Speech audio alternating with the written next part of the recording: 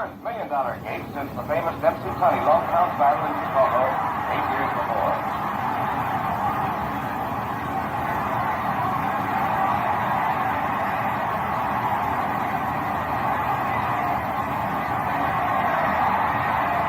Everyone's stunned by the fury of Lewis's attack.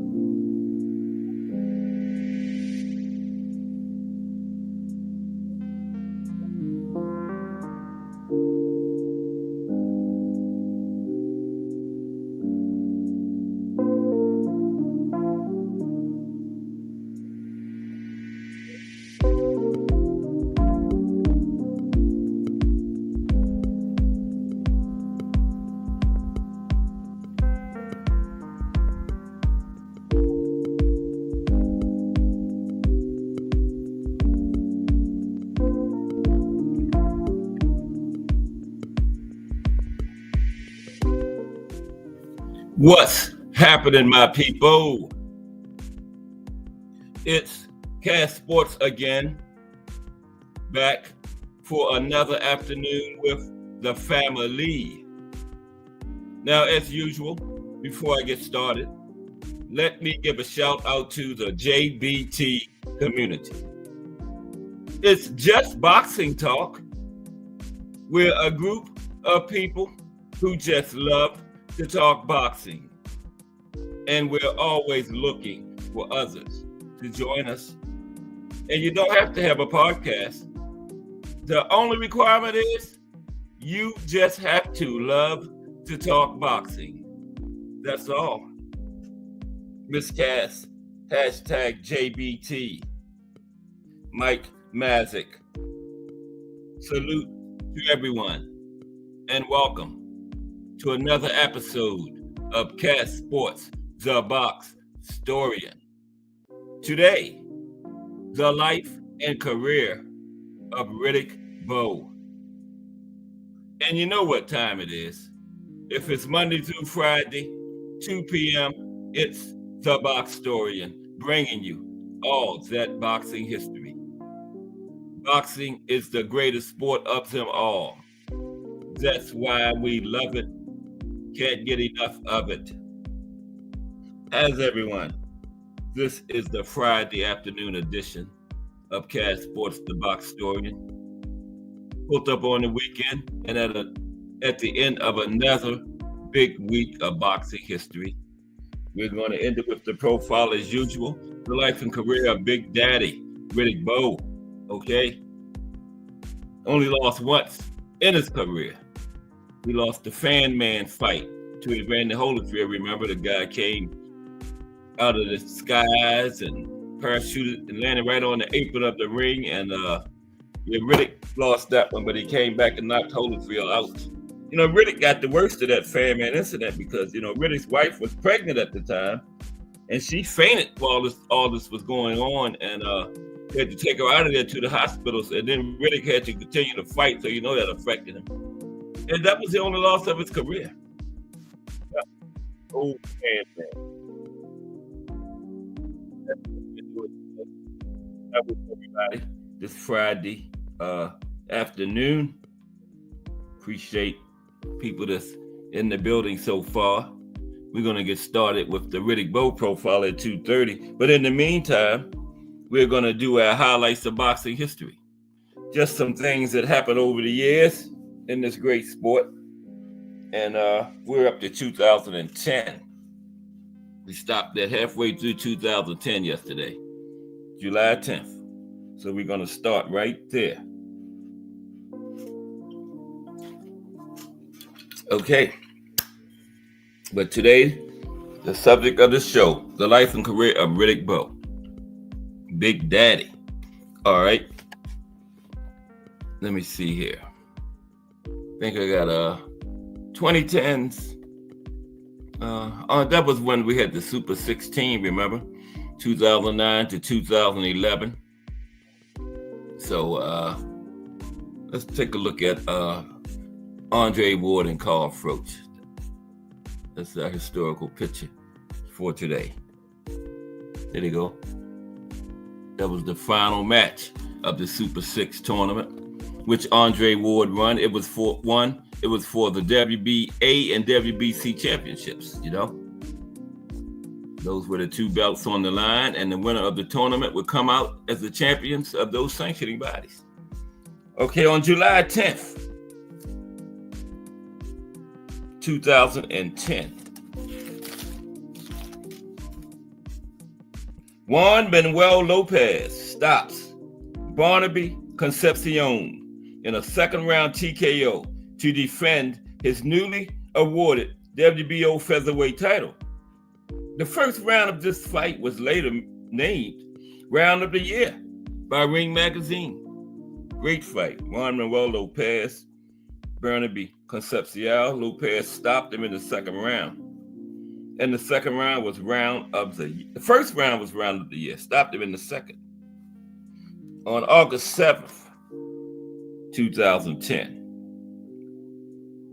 Tavoris Cloud defeats Glenn Johnson by a unanimous decision. This is Cloud's first defense of his newly awarded IBF light heavyweight title. And this fight was later named the best light heavyweight fight of 2010 by Ring Magazine. Because like I was telling yesterday, I don't think they still do this, but around that time, they named a fight of the year for every division. I think it's just one fight of the year now, but back then, 2010, they were naming a fight of the year for every division. And this one between Tavoris Cloud and Glenn Johnson was it for light heavyweight in 2010 on August 8th. A couple days later, on August 9th, 2010, Jay Larkin dies due to a brain tumor at the age of 59. Jay Larkin. Oh, ask me who Jay Larkin was.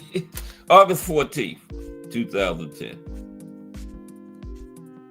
John Pascal upsets Chad Dawson by a technical decision due to an accidental headbutt that caused a major cut over Dawson's right eye, and the fight was stopped by the ringside doctor. However, Pascal easily won the fight according to the judges' scorecards.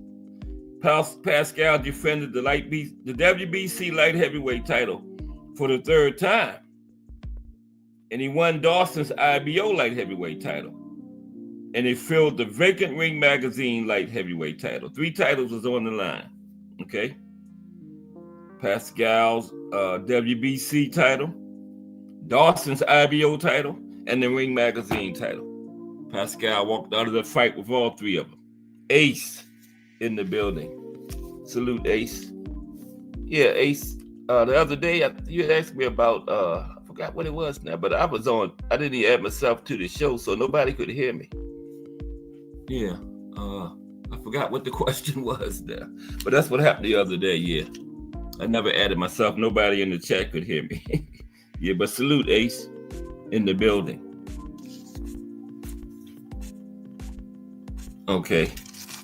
On August 25th, 2010, little highlights of boxing history until 2:30. And we're going to start talking about Riddick Bowe.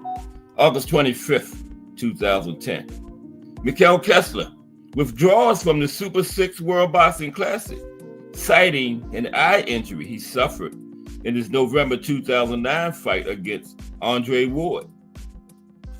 41-year-old Glenn Johnson was made Kessler's replacement in the tournament.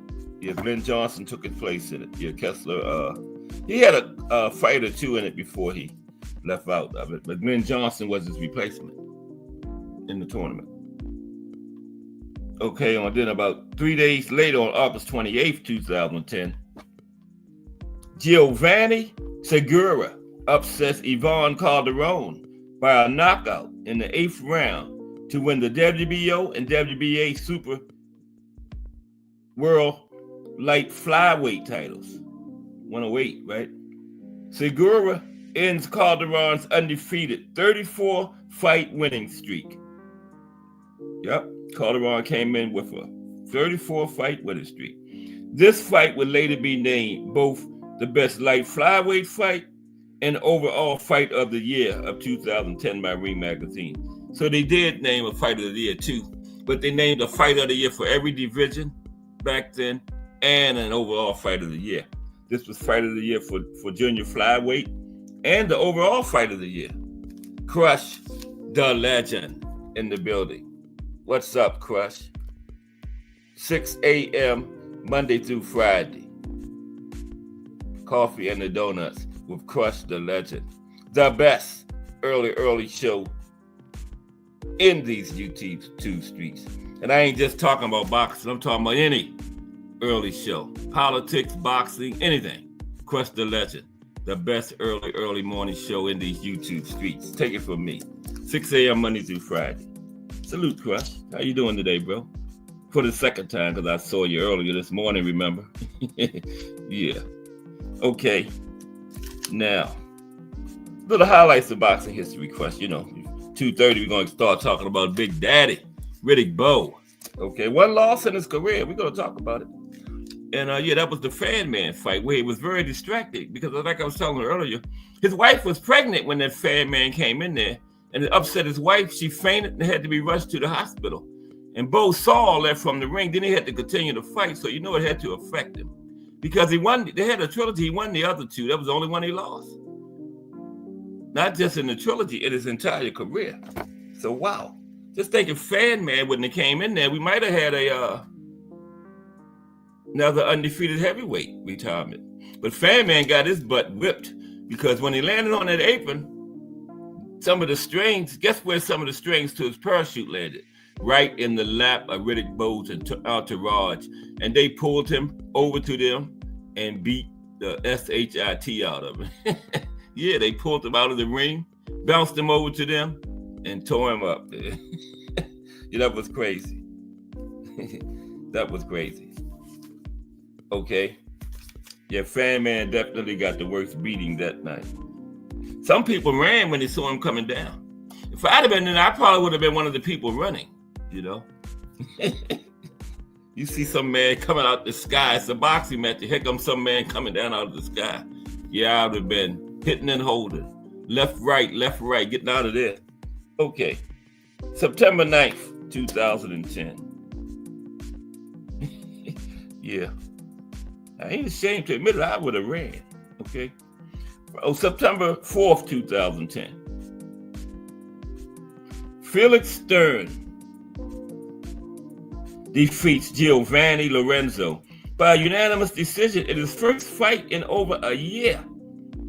Felix Stern took a year off and came back and got a win.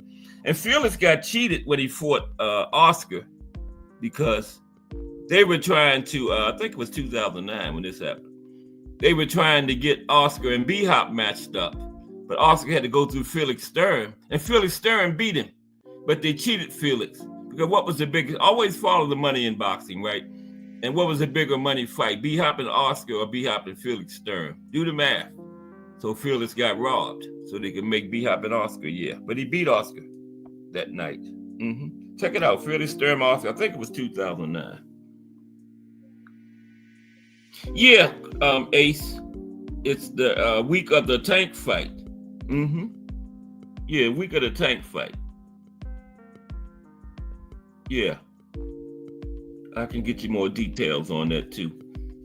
But yeah, it's what is that fight? March 1st. I think it's starting on that Friday and Saturday. Yeah. Everybody's gonna meet up there in New York that weekend. Okay. Yeah, but more details will follow between now and then. But yeah, Ace, the answer to your question is yes. The meet and greet is a weekend of the Tank versus Lamont Roach fight. Yep, meet and greet. Okay. And yeah, we will have more details coming between. We still got like a month and a half, something like that. No, March. February, yeah, about a month and a half. Because we got we'll be getting more details to everybody, Ace. But yes, the answer is yes. Yup. Okay. September 10th, 2010. We got about 10 more. We're going to finish up 2010. September 10th. What happened on September 10th, 2010? Floyd Mayweather Jr. is taken into custody, but is released on $3,000 bail. Initially, Mayweather is only charged with felony theft. Initially, but there were some other charges to come, and we're going to get to them because that was in 2010. September 16th, 2010.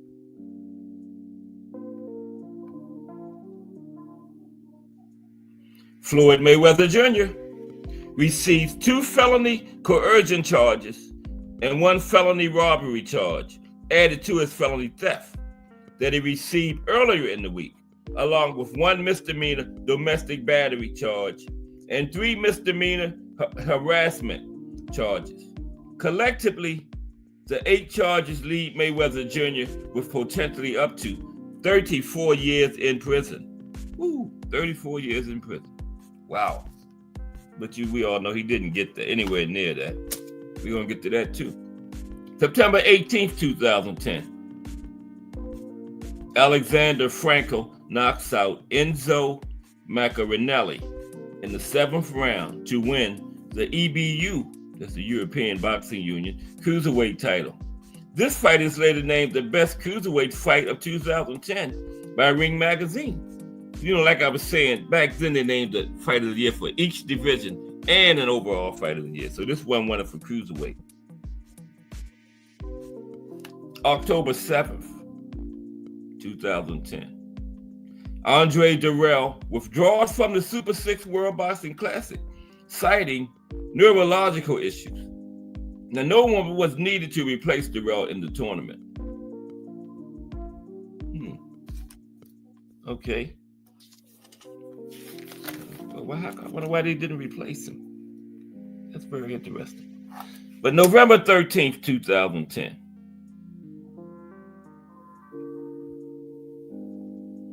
Jarrell Hattie. What's up, Jarrell? In the building. Oh, Bruce Gas, Boxing, Jazz, and more. He said, here's a gem. 3 great boxers born on this day. Oh, wow, 3 of them. George Foreman, 1949. Felix Tito Trinidad, 1973, and Rocky Lockridge, 1959. And Bruce says he is partying with them as we speak. All 3 of them, Bruce? Damn. Wow. Yeah, born on this day. George Foreman, Felix Trinidad, and Rocky Lockridge. Bruce Gas is partying with them right now as we speak. All right, salute, Bruce. Thank you for that. Yeah, that is a gem, Bruce. But salute Bruce Gas, Boxing, Jazz, and more in the building. And Jarrell Hattie. What's up, Jarrell? And the great Melanin Queen 27 in the building. Salute, Melanin Queen. How are you today? Hope everybody's ready for the big weekend. I forgot what the fight. It's a pretty good fight this weekend. We was talking about it yesterday on the panel, but I forgot what it was. I didn't even know about it until yesterday. Oh, it's I can't remember. It'll come to me. But salute Bruce Gas, Boxing Jazz, and boy Jerome Hattie, Melanin Queen. And Bruce Gas is partying with the 3 birthday boys as we speak. George Foreman, Phyllis Trinidad, and Rocky Lockridge. Born on this day. January's a 10th, right? Today's the 10th? Yeah. Okay. Here we got like 5 minutes. We're going to finish 2010 and start talking about Big George. Okay? So November 20th, 2010. November 20th. Okay. In a highly anticipated rematch, Sergio Martinez knocked out Paul Williams in the second round to retain his WBC and Ring Magazine middleweight titles. That was a one-punch knockout. This was later named Knockout of the Year by Ring Magazine. Yep. That was a big one there. Nobody expected that. Yeah. November 27th, the very next week. Carl Froch upsets Arthur Abraham by controlling the fight from start to finish to win a unanimous decision. And both boxers were coming off their first losses. And this fight was part of the third group stage of the Super 6 World Boxing Classic. And Froch regains his WBC super middleweight title that was vacated by Mikhail Kessler. Yeah, because in the tournament, Kessler beat Froch for the title, and then Kessler left the tournament due to, I think it was the eye issues. We just talked about it. And then Abraham and Froch fought for the vacant title in their fight, and Froch won it, but that was all part of the Super 6. Yep. It went from 2009 to 2011, and Froch and Andre Ward fought in the finale, remember? Thomas Hill, hashtag JBT in the building. What's up, T Hill? How are you today, bro? We talking about a little highlights of boxing history right now before we get to Big Daddy, Riddick Bowe. And Technique. Salute, Technique. How are you, bro? Technique says, Riddick Bowe would have never beat Lennox Lewis. I feel that's why he ducked him. Yeah, and I agree, Technique. It was a duck because, you know, he was his mandatory. All he had to do was sign on the dotted line, but he threw the belt in the trash can instead of fighting Lennox. So, you know, yeah, that's the duck, any way you look at it. Yeah. Okay, Froch got well outboxed against Irish Ward from Technique. Okay, just salute, Technique. Appreciate you, bro. Good to see you today. Okay, yeah, we're gonna finish up 2010. We got a couple more and then talk about Riddick Bowe. We got another one for November 27th. Juan Manuel Marquez defeats Michael Katsidis by 9th round TKO. Katsidis was competitive throughout the fight and even scored a knockdown on Marquez in the 3rd round. Now, while Marquez fought a more solid fight, landing many combinations, and Marquez defended his WBO, WBA, and Ring Magazine lightweight titles. This fight is later named the best lightweight fight of 2010 by Ring Magazine. Yep. Not necessarily the fight of the year, because remember, they named the fight of the year for every division back then. I don't know if they still do that, do they? Yeah, they named the overall fight of the year, then they named the fight of the year for each division. I don't think they still do that. I think it's just one overall fight of the year now. I'm not sure. Anybody know if they still name a fight of the year for every division? Or is it just that one overall? I'm not sure about that. Now, okay, December 8th. Let's finish up 2010, then move on. December 8th. A judge issues an arrest warrant for Floyd Mayweather Jr., stemming from a November 15th incident where Mayweather allegedly poked a security guard in the face several times over parking tickets. Yeah, Floyd had a lot of legal issues around that time. Remember, he had just had 8 charges against him that they said it could have got him 34 years in prison. And now he poked a security guard in the face. They issued an arrest warrant for him. Then on December 11th, I think it's Florida, no, December 11th, Amir Khan defeats Marcos Madonna in a relatively close decision. Khan came out strong in the early part of the fight by applying heavy pressure on Madonna and getting a knockdown late in the first round. That just don't seem right. Amir Khan applying pressure on Madonna? Seems like that would have been the other way around. You know, Amir was the boxer. Madonna was the pressure guy, but Amir was applying pressure, heavy pressure on Madonna. But in the later rounds of the fight, Khan spent much of his time avoiding Madonna. And that's how I thought that fight would have went, yeah. He spent much of the time avoiding Madonna, trying to endure through rounds. At one point, Madonna appeared to have almost finished Khan in the 10th round when he landed a huge punch. But Khan absorbed the punishment and does enough to win by unanimous decision. And in this fight, Khan defended his WBA World Light Welterweight title for the 3rd time. And this was named the best light welterweight fight of the year by Ring Magazine. It is also awarded Fight of the Year by the Boxing Writers Association of America, the BWAA. That seemed totally backwards. Amir Khan pressuring Madonna. Wow. I got to look at that one. I never saw that fight. 2010, Amir Khan versus Marcos Madonna. I'm going to definitely have to check that out. Wow. And finally, on December 20th, 2010, and we're going to get on to Big Daddy after this. December 20th. That was the man's nickname. Okay. December 20th. I don't have a December 20th. Oh, 28th. December 28th. Okay. Final one. Bad Benny Briscoe dies at the age of 67. Bad Benny. It was Bad Benny, 40s, 50s, something like that. Somewhere around in there. But he dies at the age of 67 on December 28th. Okay. Mike Rem in the building. What's up, Mike Rem? How are you today? Mike Rem, that is him, in the building. Been with me all the way. The Mike brothers. Okay. Now let's get ready to talk about Riddick Bowe. Only lost once in his career, though. Yeah. The Fan Man fight. Fan Man distracted Riddick the most because I told you Riddick's wife was pregnant and fainted, and they had to take her out of there to the hospital. And Riddick saw all that, didn't have to continue fighting, you know. So, you know, it had to be difficult for him, and Evander got the win over him. But Riddick won the first fight, and he knocked Evander out in the next one, the rubber match. So, yeah. I think if Fan Man wouldn't have done that, Riddick would have probably won. But I told you, Riddick's entourage beat Fan Man's butt. They snatched him right off of that apron over there to them and put a whipping on him, which he deserved.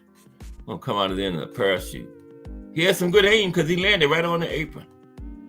But like I said, I would have been one of those people running from the building when I seen him coming down. I was like, the world getting ready to end. I would have been gone, man. Okay, let's get started with Riddick Bowe. Okay. I would have been about 2 blocks away by the time he landed. Okay, but how's everybody today? It's Friday. Pulled right up on another weekend. Who we got this weekend? We was talking about it yesterday on the panel, but I forgot. It's a pretty good fight, too. Oh, Honor Barboza and Jack Catterall, right? Isn't that tomorrow? Yeah, I told you it would come to me. Honor Barboza and Jack Catterall. Isn't that tomorrow, T-Hill? Barboza and Catterall, right? I think. Yeah, that might be a pretty good little matchup, you know? Yeah. Intriguing matchup. Yeah, Catterall and Barboza. January 11th. And then we got Monster. Monster is the 24th. We got like another week and a half. And the UK fighter, is it Sam Goodman? I believe that's his name. Right, Sam Goodman. Yeah, Sam Goodman, that's him. And the Monster. Sam is a decent young fighter, but I don't know the Monster. I think the Monster gonna be a bit too much for Sam. I got the Monster stopping him. Yeah, but it's boxing, so hey, Sam gonna be in there throwing hands, and you cannot count him out. You know, can't count him out.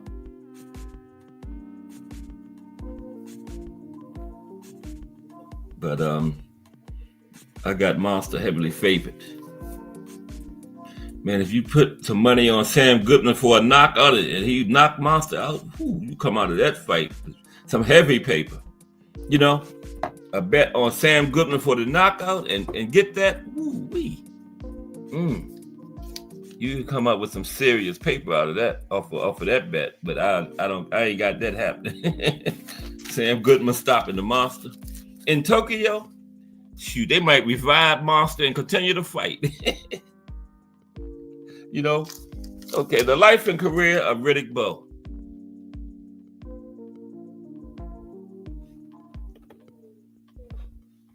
Okay. I'm gonna cut this down and take a drink, and then we're getting started.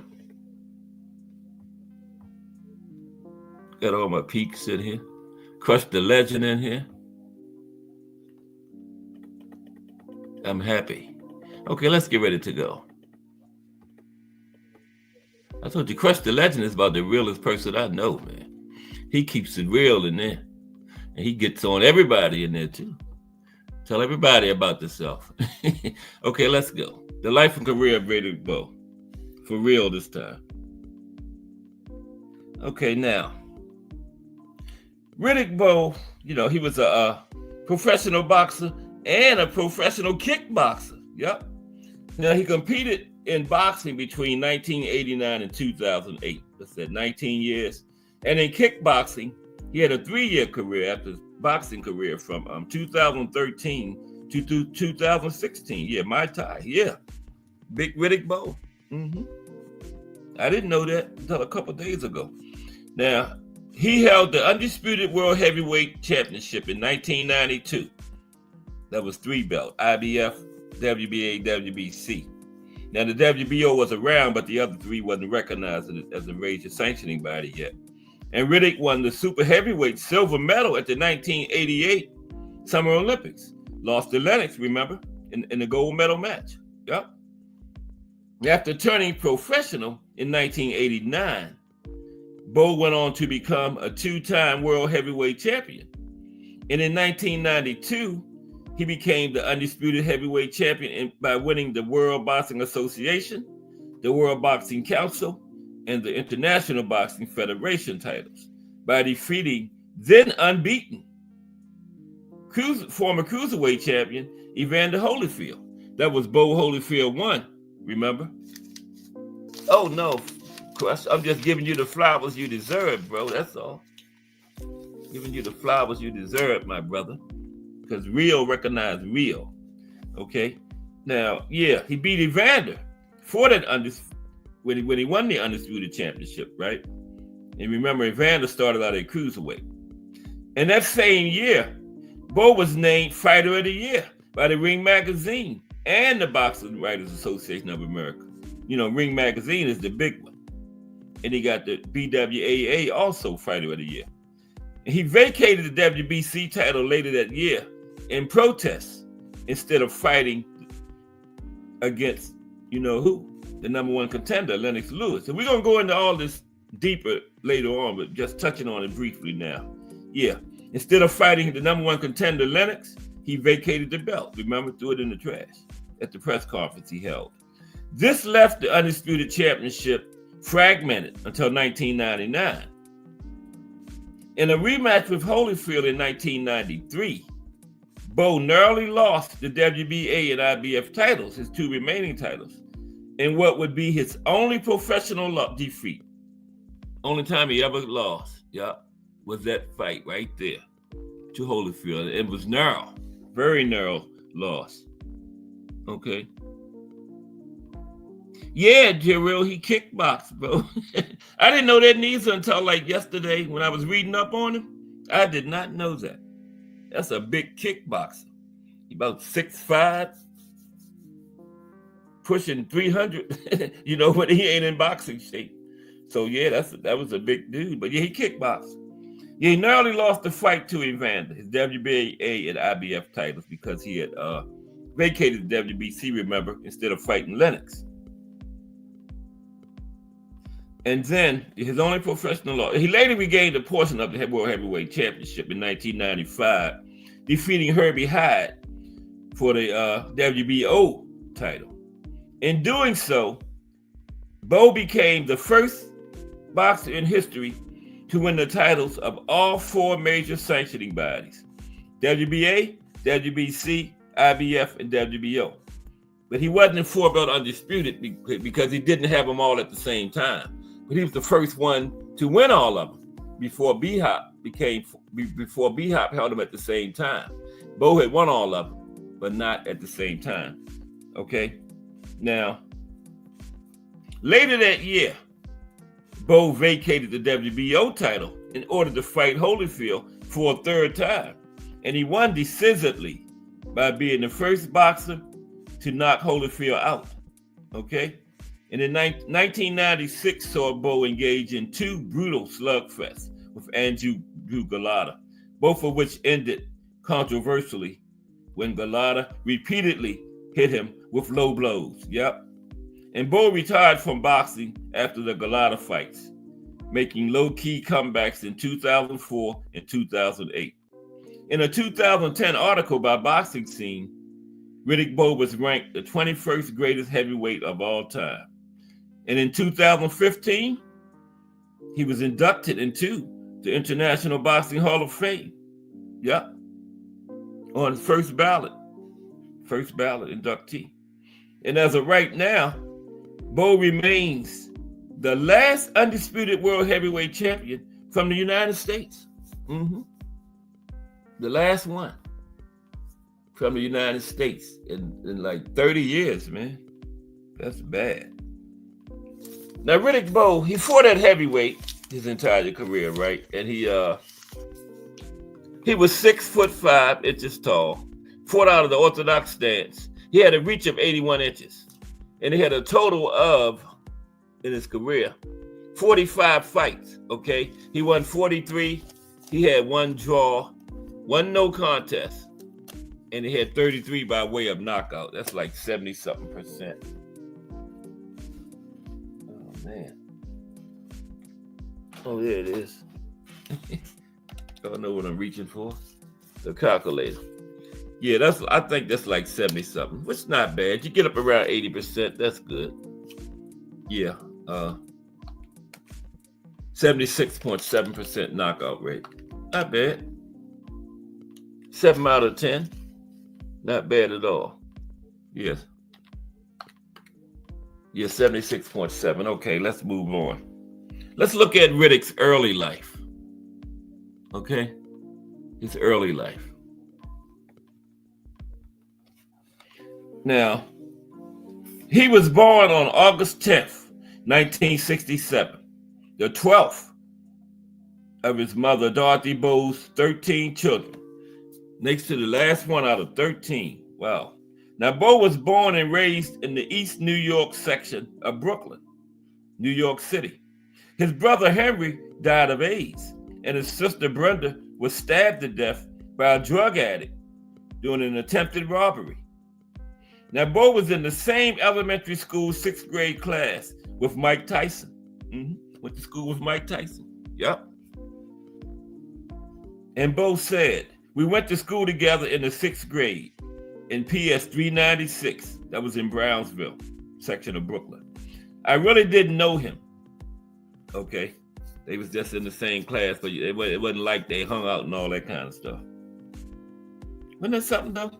2 heavyweight boxers in the same class in the 6th grade. Well, they would have had a fight in elementary school. I wonder who would have won then. You know?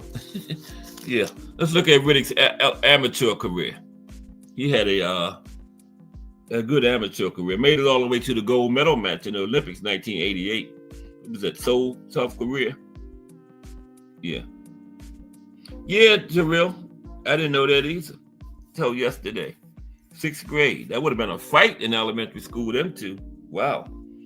But amateur career for Riddick. Now, Bowe was training at the Bedford-Stuyvesant Boxing Association gym, or the Bed-Stuy BA for short.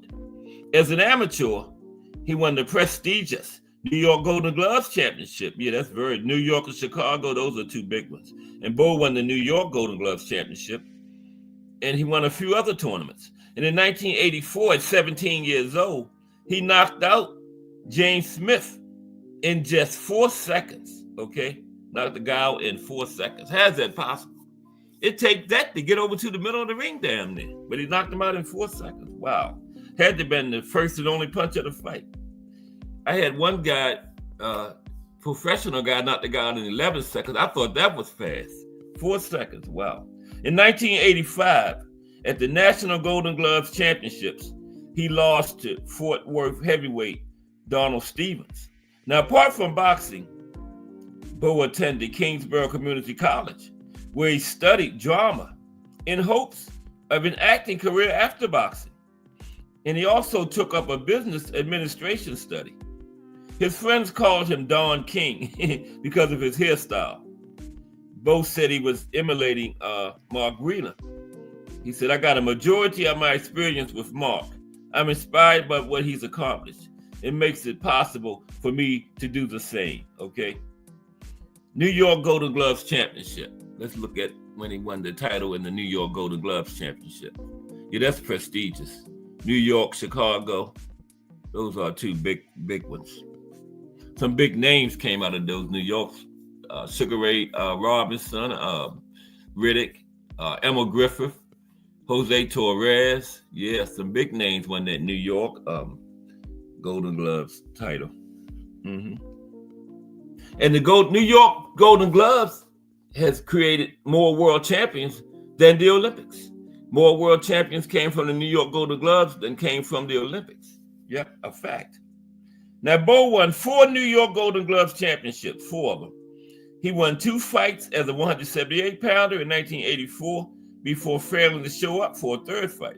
And he won the 1985 178-pound novice championship, 1986 178-pound open championship, and the 1987 and 1988 super heavyweight open championships. Now, already in 1985, Bowe was ranked #1 light heavyweight in the United States. You know, as an amateur, the #1 light heavyweight in the country. And then at the 1986 Goodwill Games. Oh, Drill had Bowe over Mike. Yeah, the elementary school, he probably was bigger because, you know, Bowe went to 165 and Mike was only 5'10". But, you know, not necessarily that early. Sometimes you spring up when you get older, but yeah, I probably would have picked Riddick. But he said he didn't really know him, so yeah. But this 1986 Goodwill Games. Now, Bowe was a light heavyweight runner-up for the 1986 World Championships and 1986 Goodwill Games. But for some reason, he didn't qualify.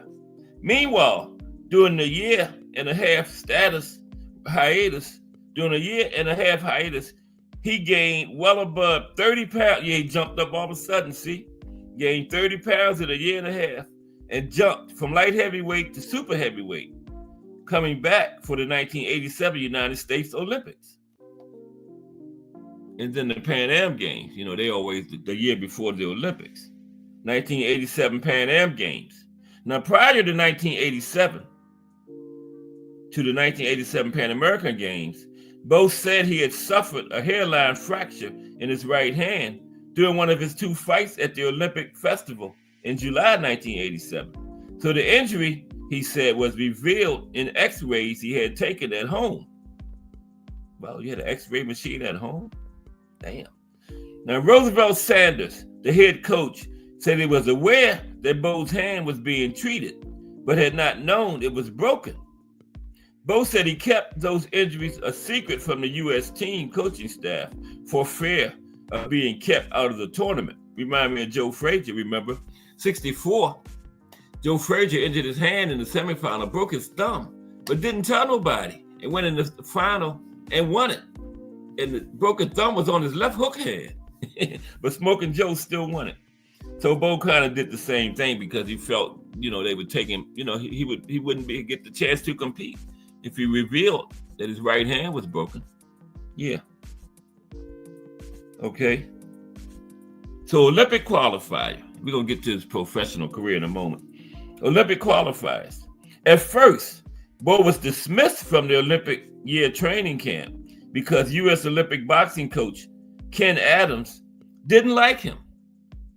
Now, U.S. Army super heavyweight Robert Salters, a Brooklyn-born 25-year-old artilleryman of Fort Bragg, North Carolina, who took up boxing in 1986 and had less than 20 amateur fights in his 16-month-long record before they first met at the 1988 AAU National Finals, where Salters floored Bowe twice before the referee stopped the fight. He became a real nemesis for Bowe during his amateur career, as they fought each other to nearly a draw in the 1988 Olympic box-off at Caesar's Palace after Bowe lost to Salters in the Olympic trials. Okay? Now, Bowe came in at 231 pounds, Salters at 247. And Salters said he was talking trash about me and that helped me mentally. Okay? Now, Bowe had been boxing reportedly with ligament damage in the middle knuckle of his right hand, which he got the day before the box-off, and with a damaged right ankle. He eventually managed to win. For the judges had to pick on a winner despite the even 58-58 score. Now, the fifth judge decided who won the fight. Okay, and he gave it to Bowe. Into the 1988 Olympics. Then we're going to get to his professional career. 1988 Olympics. Seoul, South Korea. Bowe won the silver medal, right? He outpointed Soviet Alec. That's quite a name there. Miroshenko. Wow. Excuse me for one moment, please.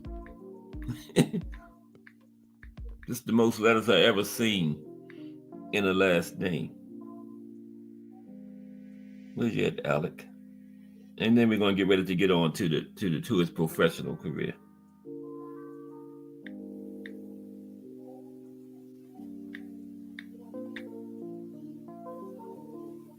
I know what I'm doing. Yeah, look at that. Okay, that's his name. Okay, now Bowe outpointed him in the semifinals, right? And he lost a controversial match in the finals to future world heavyweight champion Lennox Lewis.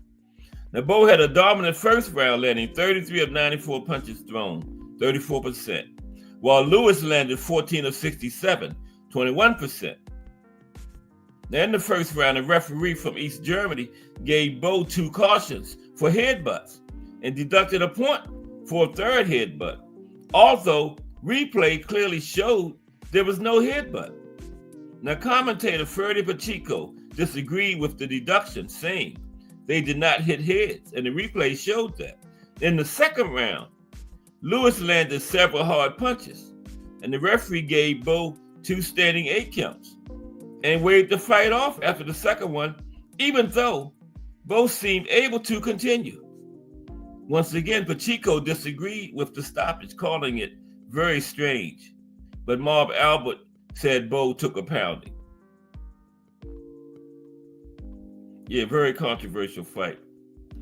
I think he could have continued. Get a chance to look at that, the Olympic gold medal fight between Bowe and Holyfield. And Bowe finished his amateur career with a record of 104 wins and 18 losses. Now let's look at his professional career. Riddick Bowe. Professional career.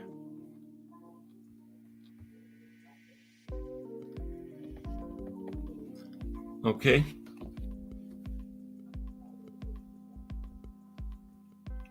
Now, anybody come in? Nope. Now, Riddick Bowe turned professional after his Olympic loss to Lennox Lewis. And highly regarded trainer Eddie Futch took on the job of developing Bowe as he saw the talent, right? Eddie Futch, the legendary trainer Eddie Futch, would say that Riddick Bowe had more potential than any boxer he had ever trained. That's big praise, right? He trained Smoking Joe Frazier. I think he had Larry Holmes at one time. Ken Norton. He had Big George too. You know, Muhammad Ali had 5 losses. And 4 to 5 people that beat Ali, when they beat him, Eddie Futch was in the opposite corner from Ali. He trained the fighter that beat Ali 4 of his 5 losses. Yep. And he said Riddick Bowe had more potential than any boxer he had ever trained. Eddie Futch. That's high praise. Now, Bowe turned professional in March 1989, and he knocked out Lionel Butler. Okay? Now, his Zen manager, Rock Newman, kept Bowe active. He fought 13 times that first year, beating journeymen. The most notable fighter in his first year was named Goering Lang, whom he beat twice in September 1990. Okay, as an amateur. No. He beat twice in September 1990. Now, Bowe made his first step up in class, fighting faded ex-champion Pinklon Thomas, whom he dominated until Thomas gave up after 8 rounds. Then the following month, Bowe knocked out Ben Cooper in 2 rounds, which added to his reputation and high ranking. Now, in March 1991, Bowe knocked out 1984 Olympic super heavyweight gold medalist Tyrell Biggs. Okay? Now, in Bowe's next fight, ex-champion Tony Tubbs appeared to outbox him and outsmart Bowe in a close fight, only to have the judges award Bowe a unanimous decision. In August 1991, Bowe knocked out future world heavyweight champion Bruce Seldon in 1 round. In July 1992, he knocked out South African Pierre Coetzer in the 7th round of a world title eliminator. Okay, now his fights against Elijah Garcia.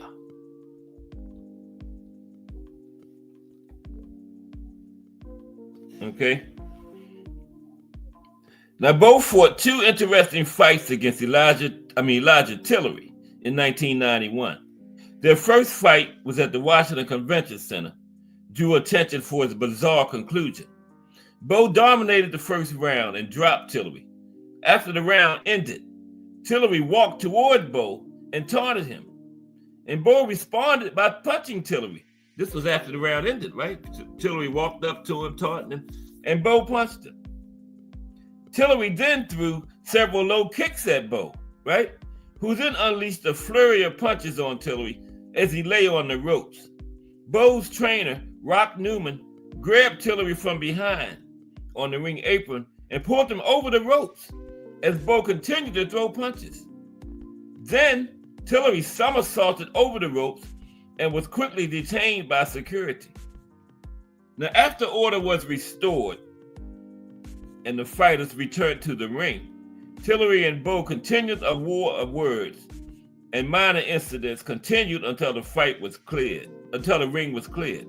Tillery was controversially disqualified for kicking Bowe again, with Bowe getting the win, much to the surprise of the television announcers. The referee, Carl Milligan, had stepped between the 2 fighters to separate them and stepped forward as he did so, inadvertently missing the action behind him after the bell between the combatants. And the fighters fought a rematch 2 months later at Convention Hall in Atlantic City. I'm surprised they let them fight again, well, after all that. And this time, Bowe dominated and stopped Tillery in the 4th round. Wow. That was quite a fight. I've never seen that one either. I'm gonna have to check that out. Riddick Bowe in I think it was 1991. Elijah Tillery. Okay, so now the situation beginning with Evander Holyfield. Just Do Boxing in the building. What's up, Just Do?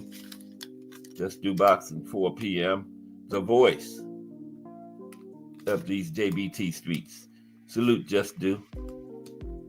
Okay, now he's getting ready to start to get his first fight with Evander Holyfield. Remember, they had 3 of them. Had a trilogy. Bowe won the first one and the second one. And remember, the Fan Man fight was in the second one.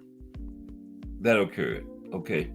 Now, in November 1992, he fought reigning champion Evander Holyfield for the undisputed heavyweight title.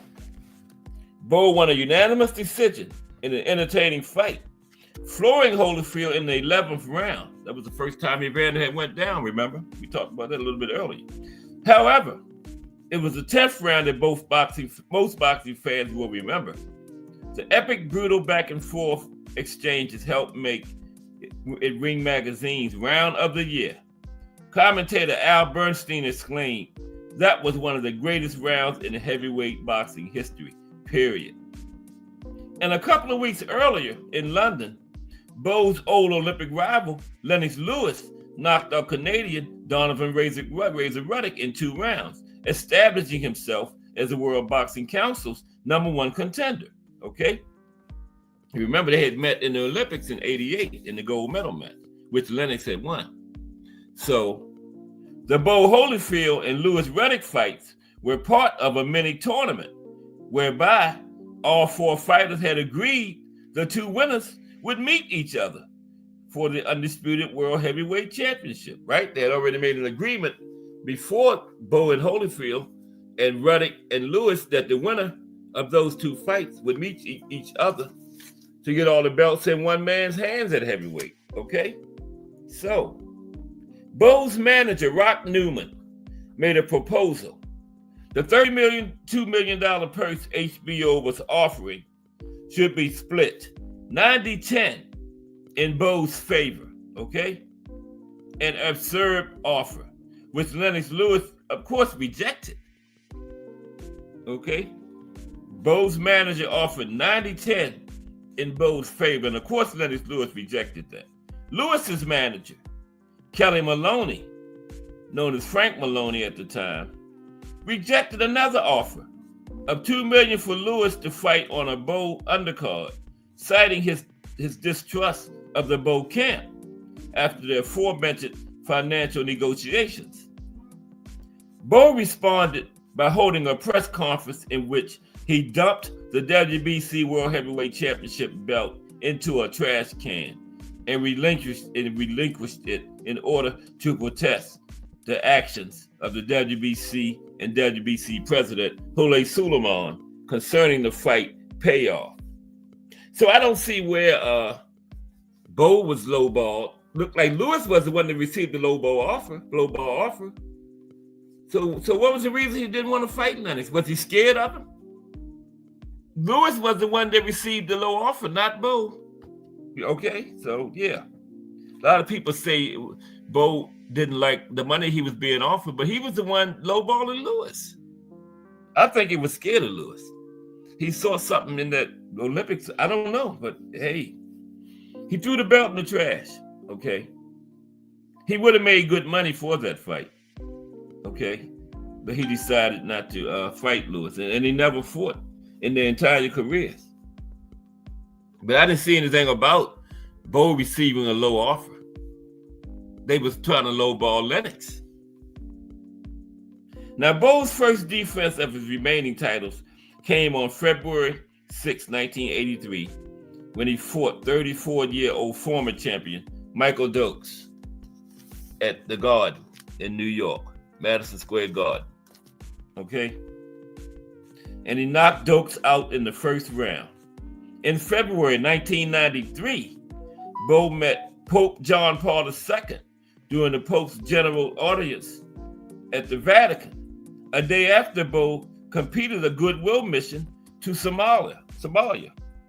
Then Bowe's next fight May 22nd, 1993, at RFK Stadium in Washington, D.C., Bowe knocked out Jesse Ferguson in the second round to retain his title. So now that set up the rematch with Holyfield. Okay? This fight set up the rematch with Evander Holyfield.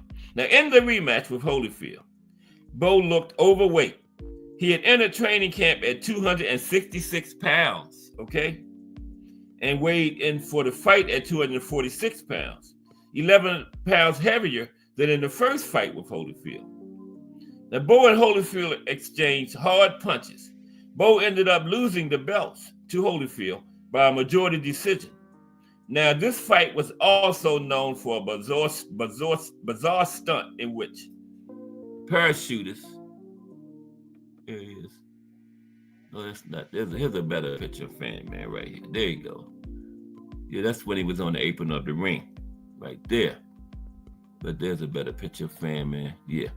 Okay, now the fight was known for a bizarre stunt in which parachutist James Fan Man Miller dropped into the open air arena, landing in the ropes by Bowe's corner.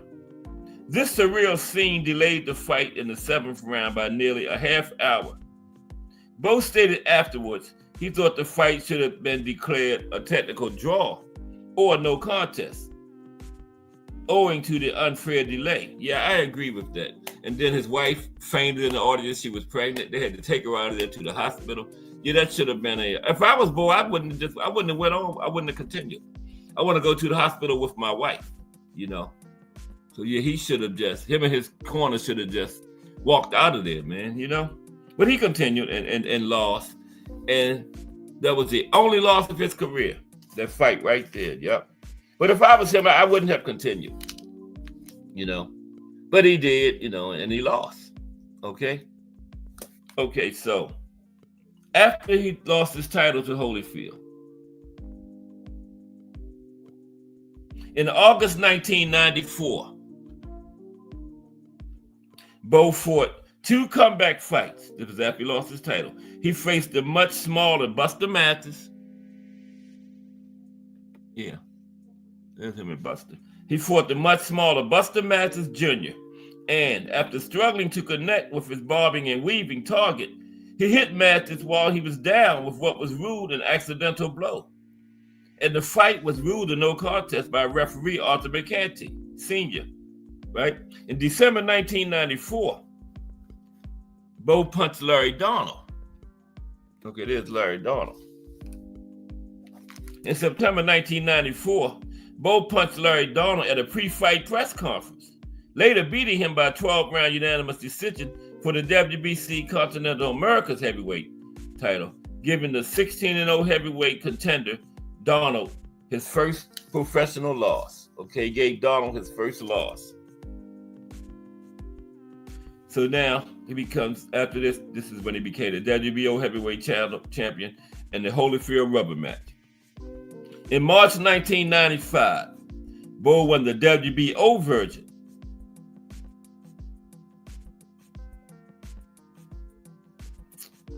Oh, excuse me. Yeah, okay. Oh man, I done hit something and went off track. Okay, here we go. In March 1995, Bowe won the WBO version of the World Heavyweight Championship by knocking down England's Herbie Hyde 6 times, en route to scoring a 6-round knockout, knocked Herbie down 6 times. In June 1995, after a heated build-up, now Bowe, all of his fights had heated build-ups, okay? And in June 1995, after a heated build-up, Bowe defended the WBO heavyweight title against his arch rival in the amateurs, Jorge Luis Gonzalez.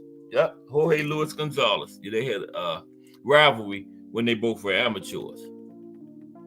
And this is the first time they finally met in the professional ranks, okay? That ain't Jorge. Okay, excuse me for a minute. I don't know. Yeah, okay, I think that's Jorge right there. No. Okay, yeah. In June 1995, after a heated build-up, Bowe defeated the WBO heavyweight arch rival in the amateurs, Jorge Luis Gonzalez, at the MGM Grand Arena in Las Vegas, Nevada. Now, the pre-fight hype contained bizarre trash talk, which included Gonzalez declaring a desire to eat Bowe's heart and likening himself to a lion while making Bowe out to be a hyena. Now, Bowe won this fight by a 6-round knockout over Gonzalez, and he vacated the WBO championship soon after. Now, after the Gonzalez fight, Bowe fought a rubber match with Evander Holyfield. Okay, this is him in Holyfield 3. Yeah, that's Gonzalez right there. This is him in Holyfield 3. Okay, yeah, the rubber match against Holyfield.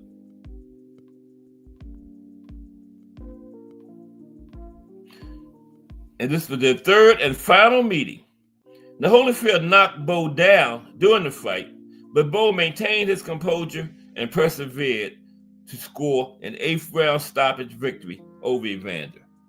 Okay, yeah, Bowe, he went down in the fight, you know, but he stayed calm, and he ended up stopping Holyfield. Now, on January 11th, 1996, Bowe was officially no longer the WBO champion. Now, then Bowe versus Galata 1 and 2.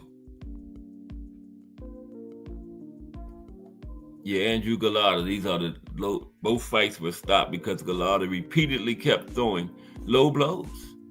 Mm-hmm. Yeah. Yeah, that's him and Galata. Now, after defeating Holyfield in the third fight of their trilogy, Bowe was matched against undefeated heavyweight contender Andrew Galata at the Madison Square Garden in an HBO boxing event. Now, Bowe's weight problem again resurfaced. As he was the favorite, he entered the ring at a career high of 252 pounds. Now, though ahead on points in the fight, Galata was penalized several times for low blows on Bowe and was finally disqualified in the 7th round after a combination of punches to Bowe's testicles. Now, seconds after Galata was disqualified, Bowe's entourage rushed the ring and they attacked Galata with a 2-way radio, hit him with a radio. And Galata traded punches with one of them, requiring 11 stitches to close the wound caused by the radio. And they assaulted Galata's 74-year-old trainer, Lou Duva. Man, they assaulted Lou. That was wrong. I like Lou Duva. But yeah, Bowe's entourage assaulted Lou. And he was 74 years old at the time. And Lou collapsed in the ring and was taken out of the garden on a stretcher. Yeah, they took Lou out of there on a stretcher. 74-year-old Lou Duva. Now, that was wrong. And the entourage began rioting, fighting with spectators, staff, and policemen, right? And it resulted in big hands. But this all resulted in a number of injuries before they were forced out of the arena in what evolved into a lengthy televised ring spectacle, right? Yeah, I saw that. I guess a few people in here I saw it. I know Bruce Gass saw that. That was crazy, man. That was absolutely crazy. Yeah. Now, when they beat Fan Man deserved it, but they shouldn't have beat 74-year-old Lou Duva up, man. Lou left out of there on a stretcher. Wow. Yeah, that was not good. Okay. So now, that was the first fight between him and Galata, ended in low blows. Now, the fight made many sports shows, including ESPN Sports Center, and there was a good amount of public interest in a rematch. Why? So they had the rematch, okay? They did have the rematch. Yeah, they did have the rematch. So the rematch was on pay-per-view. Now, Galata, after dropping Bowe in the 2nd round and being dropped himself later, was leading on the scorecards once again. And remember, he was leading in the first fight when he started throwing low blows. He was leading once again in the 2nd fight, only to be disqualified in the 9th round once again for guess what? Deliberately punching Bowe repeatedly in the testicles. Despite not having another riot, this fight also proved to be controversial, with an unsuccessful protest filed by Gallardo's camp to try to overturn the result of the fight.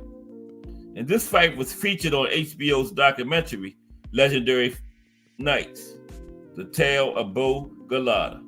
Okay, now he retired after the Gallardo fight, right? Okay. On September 25th, 2004, after 7.5 years away from boxing, Bowe returned with a second-round knockout over Marcus Rhodes. In a second comeback fight in April 2005, an overweight Bowe narrowly defeated journeyman Billy Zundgren by 10-round split decision. Bowe declared bankruptcy in 2005, right? And then, on December 13th, 2008, with the help of new manager Bob Bain, Bowe, at 41 years old, returned to the ring again for the first time in over 3.5 years on the undercard of the Vladimir Klitschko versus Hasim Rahman World Heavyweight title fight in Mannheim, Germany. And Bowe won an 8-round unanimous decision over Gene Pukal. Okay? So now, he finally retires for good. Okay? Yeah, I didn't put any other stuff in. But okay, finally retires for good.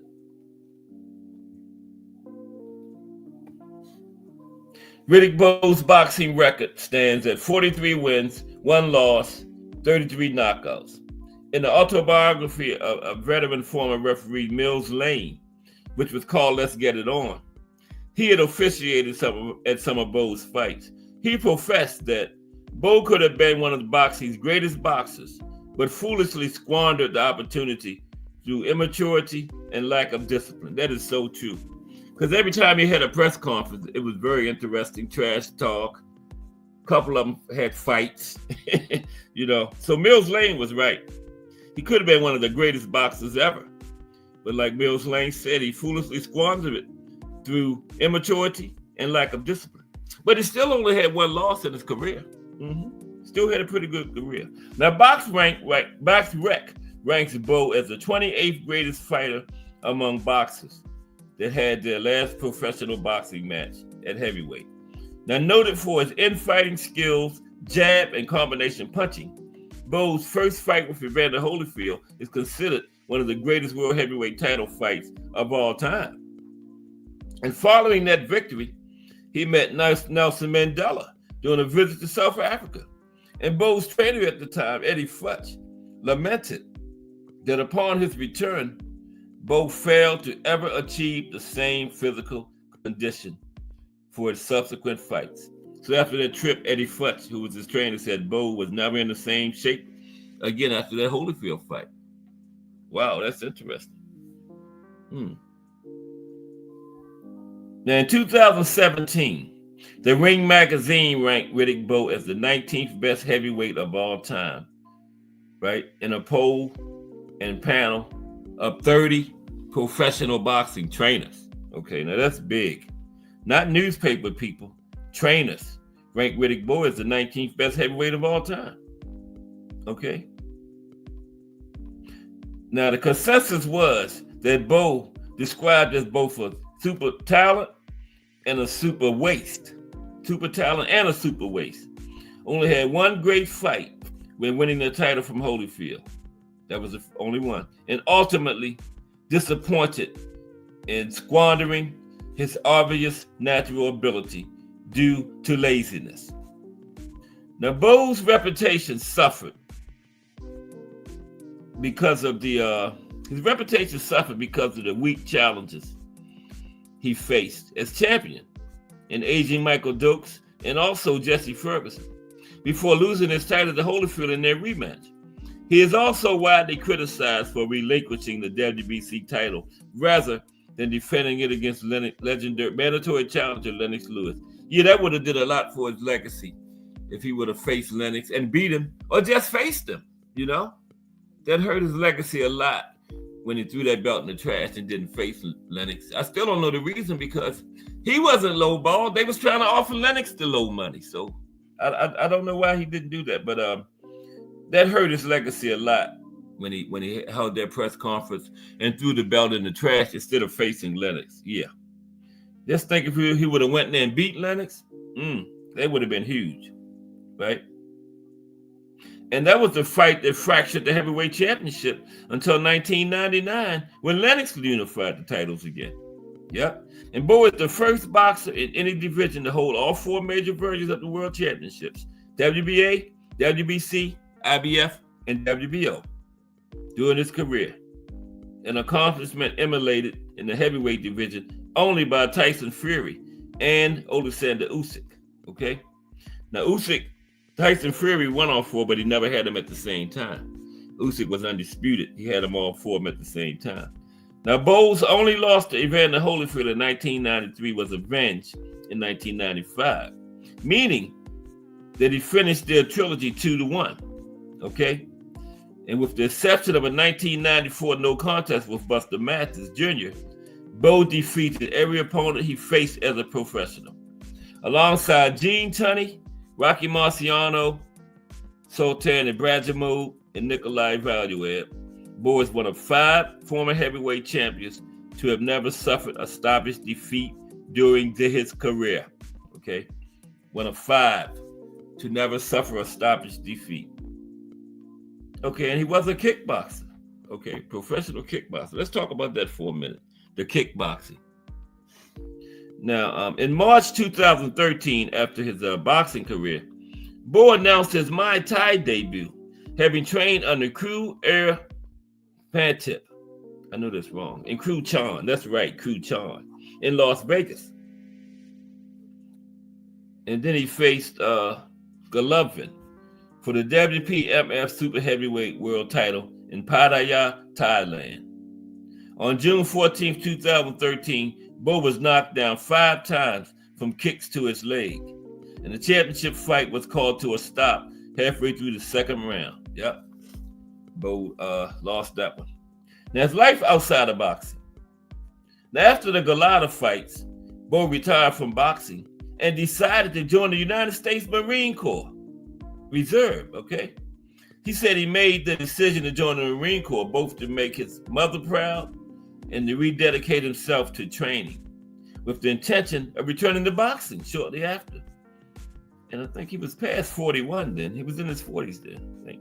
Now, Bowe arrived at Marine Corps Recruit Depot, Paris Island, on February 10th, 1997. On his first day of training, Bowe discussed leaving the Corps with Marine commanders and quit after 3 days of heavy physical training with his platoon in Paris Island, South Carolina, on February 21st, 1997. He quit after 3 days. Come on, Riddick. I did it. You could have did it. He was a professional boxer. I'm sure you could have made it in the Marine Corps. Come on, man. In the military. But he quit after 3 days. Okay? Riddick did. And then he went to prison. Okay? Bowe was convicted of the February 1998 kidnapping of his estranged wife, Judy, and their 5 children. Thinking it would reconcile his marriage, Bowe went to his wife's Cornelius, North Carolina home and threatened her with a knife, handcuffs, duct tape, and pepper spray. He forced her and their 5 children into a vehicle and set out for his Fort Washington, Maryland home. During the kidnapping, Bowe stabbed his wife in the chest, and police captured Bowe in South Hill, Virginia, freeing his family.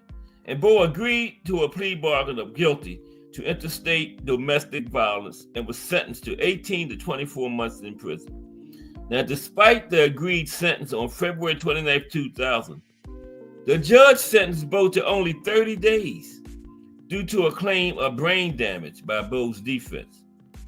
This sentence, counter to the plea agreement, was later overturned, and Bowe served 17 months in federal prison.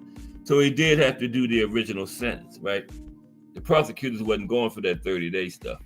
I mean, kidnapping, you could get 15, 20 years for that, man. So, yeah, And so they saying 30 days. Come on, man. We gonna get you do like 15 to 24 months or something. So he did 17 months in federal prison. On February 8th, 2001, Bowe was arrested in Long Island, New York after a domestic dispute with his new wife. Okay? Bowe allegedly dragged his wife and left her with cuts on her knees and elbows. And then he made an attempted, he tried to go into professional wrestling. That was in 2013. Okay? But there you have it. The life and career of Big Daddy, Riddick Bowe. Now, this was the Fan Man fight. I got some other incidents of some of the most bizarre incidents that happened in boxing. Let's take a look at that. Some of the most bizarre, since, one of them was that Fan Man nonsense. Some of the most bizarre incidents that happened in boxing. Let's take a look at some of them right quick. Okay.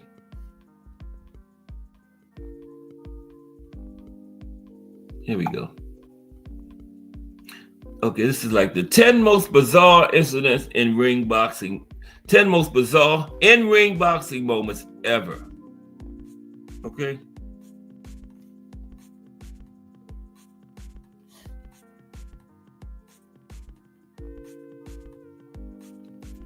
Now, there's just something about boxing that makes them more wild than the rest. Okay? About boxers that makes them more wild than other athletes. It could be because of the lack of sanctioning bodies or a league with rules, such as the NFL or NBA. Those leagues have codes of conduct, which boxing does not have, okay? Now, regardless, there have been some wild figures who have stepped into the boxing ring over the years. Thanks to the colorful cast of characters who have competed in boxing, there have been some incredible moments. However, there's also been a lot of weird ones along the way. Now, while there are almost too many bizarre boxing moments to count, these 10 make the cut as the most memorable. Number 10, the bite fight. Mike Tyson bites Evander Holyfield's ear. Remember that one? Las Vegas, Nevada. Mike Tyson versus Evander Holyfield, the bite fight. Now, Evander Holyfield first defeated Mike Tyson by knockout in 1996. And the following year, they had a rematch. In round 3, Tyson was disqualified after biting the real deal.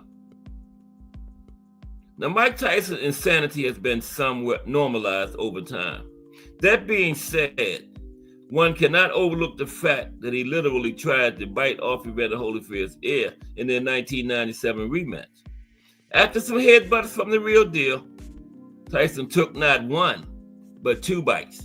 Because remember, after the first one, Holyfield's corner, they wanted the fight to continue. And then the referee checked with the ring doctor, said, okay, let it go. And they let it go, and then Mike bit him again. Now, ultimately, Holyfield left the ring without his whole ear attached. But he did win by disqualification. And the scene of Tyson biting his opponent in the post-fight aftermath is among the craziest in boxing history. And remember, Holyfield and Tyson had saying these edibles, air edibles or something, remember? Now, number 9, Larry Merchant nearly fights Floyd Mayweather. Remember that one? After the fight? Yeah. Now, Larry Merchant was HBO's longtime commentator. In 2011, he covered the controversial Floyd Mayweather versus Victor Ortiz fight. That was the one where Victor headbutted Floyd and then went to shake his hand and Floyd knocked him out. Now, after Money won by knockout, he got into a shouting match with Merchant. Depending on who you ask, Larry Merchant is either a legend or the most unbearable commentator ever. It's safe to say that Floyd Mayweather falls into the latter category. After Floyd scored a controversial knockout win over Victor Ortiz in 2011, he got into a heated argument with Larry Merchant. Floyd began yelling at the commentator and getting in his face, leading Merchant to say that if he were 50 years younger, he'd beat Mayweather's ass. Remember that? Now, while that's not likely, it was still a wild and bizarre moment that wouldn't happen today. Yeah, we wouldn't see it today like that. The next one. I'm not talking about no damn Jake Paul. His whole thing, boxing, is bizarre. Oliver McCall breaks down crying in the middle of the fight. Remember that one? Oliver McCall broke down crying in the middle of the fight. Oliver McCall upset Lennox Lewis in 1994 by knockout. 3 years later in the rematch, while Atomic Bull was suffering from a lot of issues, he wound up losing by stoppage after having a mental breakdown mid-fight. Oliver McCall's upset knockout win over Lennox Lewis in 1994 is something that can't be taken away from him. However, following that victory, he famously began to struggle with mental and drug issues. That was very much the case when McCall faced Lennox the Lion Lewis 3 years later after the first fight. McCall had a mental breakdown that night and began crying and avoiding contact in round 3. Mercifully, it was stopped 2 rounds later, and the former champion was later sent to a psychiatric ward. Yeah, that ain't funny, Cass. And then the one we just talked about, the Fan Man incident, Riddick Bowe and Riddick Holyfield. The Riddick Bowe and they had one of the greatest trilogies in boxing history. But their second fight was interrupted by James the Fan Man Miller. The parachutist landed in the ring in the 7th round, causing a halt to the action. Yeah, that was crazy. Curtis Harper walks out of the ring. Right? Remember that one? Fighting Effie Ajagba. I know y'all remember that one. He just went on down the steps and left the building. In August 2018, Effie Ajagba was set to face journeyman Curtis Harper. Why his name got to be Curtis? Due to a pay dispute, Harper walked out of the ring right after the bell rang. As a result, Ajagba won by disqualification. Now, many fans had likely seen this moment, even if they don't know it. In August 2018, heavyweight prospect Effie Ajagba was set to face Curtis Harper. Ultimately, the Nigerian boxer won after just 1 second. However, it was a disqualification. Harper walked out of the ring as soon as the bell for the first round rang, due to a major pay dispute. Now, while a funny moment, the heavyweight went without booking a fight for over 3 years due to this stint. Didn't have a fight for 3 years. James Butler assaults Richard Grant. In 1997, Richard Grant defeated James Butler by decision. 4 years later, they ran it back at a charity event. After losing again, Butler sucker punched Grant. It's saying a lot considering the long history of the sport, but James Butler is among the worst people to ever step foot in a ring. In 2001, he rematched Richard Grant at an event to benefit firemen who suffered from the effects of 9/11. After losing by decision, Butler sucker punched Grant, breaking his jaw. He later spent months at Rikers Island on assault charges. Sadly, less than 3 years after being released from prison, he murdered Sam Kellerman, the brother of longtime boxing analyst Max Kellerman. Yep, I did not know that before this morning. Yeah, remember Max? This guy murdered his brother. Wow. Number 3. We just talked about this one too. Riddick Bowe and Elijah Tillery's kickboxing match. Remember that? In the Riddick Bowe versus Tillery? Yeah. They had a kickboxing match. Briefly, again. In 1991, the rising Riddick Bowe faced Elijah Tillery. After round 1, Big Daddy and his opponent got into a brawl. After the action was calmed down, Bowe won by disqualification. Because remember what happened was after the first round, Elijah, instead of going to his corner, he walked over to Bowe's corner and started taunting him, and Bowe punched him. And that's when the kicking and all that stuff started. It was crazy. I never seen that fight, though. I'm going to have to check that out. Leon Lawson sucker punches Jose Uscategui. Something like that. I'm just calling him Jose. In May 2017, Andre Dirrell defeated Jose by disqualification. After the fight, Dirrell's uncle sucker punched Jose. Leon Lawson was later arrested for assault. Yeah, his uncle did it. In May 2017, a fight between Andre Dirrell and Jose ended prematurely. I can't pronounce his last name. Uzcategui. Now, it ended prematurely. Now, the latter landed a shot after the bell in the 8th round, prompting the fight to be called off. However, Dirrell's uncle, Leon Lawson, made the moment even worse. He went over to Jose's corner and sucker punched him, causing a full-scale brawl. Lawson was later arrested, and even Dirrell later came out against his uncle and his actions. Yeah, I would have too. Just let me fight, man. Yeah, this is Jose. Yeah, I heard him, but I can't pronounce that. Uzcategui. That's the guy that got sucker punched by Andre Dirrell's uncle, Jose. And finally, Steve McCarthy gets attacked by Tony Wilson's, not his uncle, not his brother. Steve McCarthy gets attacked by Tony Wilson's mother. His mother, okay? Let's check that out. In 1989, Steve McCarthy was on the verge of finishing Tony Wilson.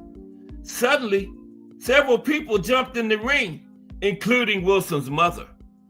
His mother struck his opponent several times, and McCarthy refused to continue the fight. Yeah, you couldn't hit the man's mother back.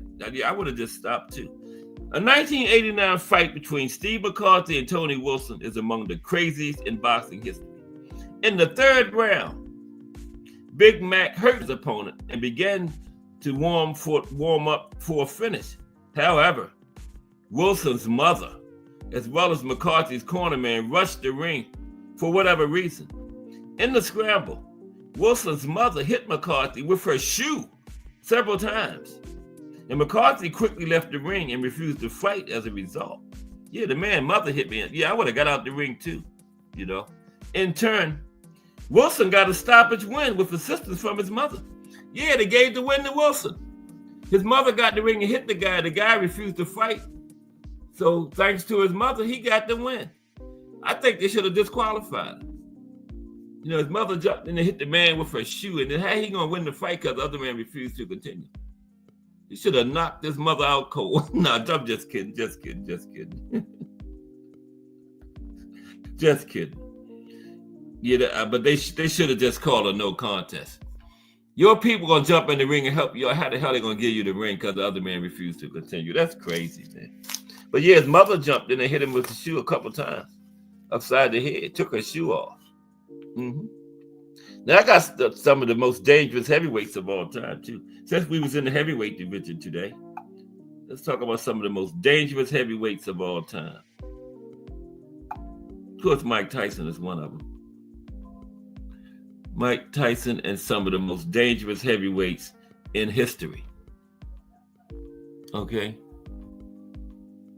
Primo Carnera is the first one. There's Primo. Now, what exactly is a dangerous fighter? Is it a fighter that can knock you out with a single punch? Or a fighter that is wildly unpredictable? It could even be a fighter that has no punch, but can box your ears off without getting hit. But when it comes to heavyweights, those kinds of fighters don't really exist.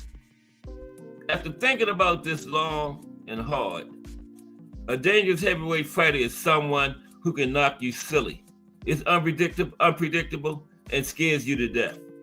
Sometimes a fighter has the fight won before the men step in the ring, and that is a dangerous quality to have. There is a diverse range of fighters on this list, including heavyweight champions, heavyweight title challengers, and guys who never had the chance to fight for a title. Also, the rankings of these fighters is not determined by their skill or how good they were. The ranking is strictly how dangerous this man was in the ring. Let's take a look at him. Okay, number 19. We're going from all the way down to the worst, most dangerous is last. Number 19, Primo Carnera. Primo Carnera. He was a mafia. Well, let me stop. I'm letting it out before I start. Now, Primo Carnera, by all accounts, was not a good boxer, and he didn't know how to impose himself on his opponent. He did win the heavyweight title and defended it 2 times before being beaten silly by Max Baer. He was a huge man for his day at 6'5.5". And he was dangerous because he was controlled by the mafia. And it was in your best interest to lose to him. If you didn't, you were risking more than a loss. You were risking your life. Okay, yeah, Carnera was controlled by the mob. Carnera lost his title and tried to make it on his own without the mob. But he didn't have the skill to make it without the mafia backing him, and eventually made his way to the professional wrestling ring. Okay? Next, these are some of the most dangerous heavyweights of all time. Ray Mercer. Next is Ray Mercer. It's Ray on the right. Now, anyone who has seen Mercer's knockout of Tommy Morrison will never forget it.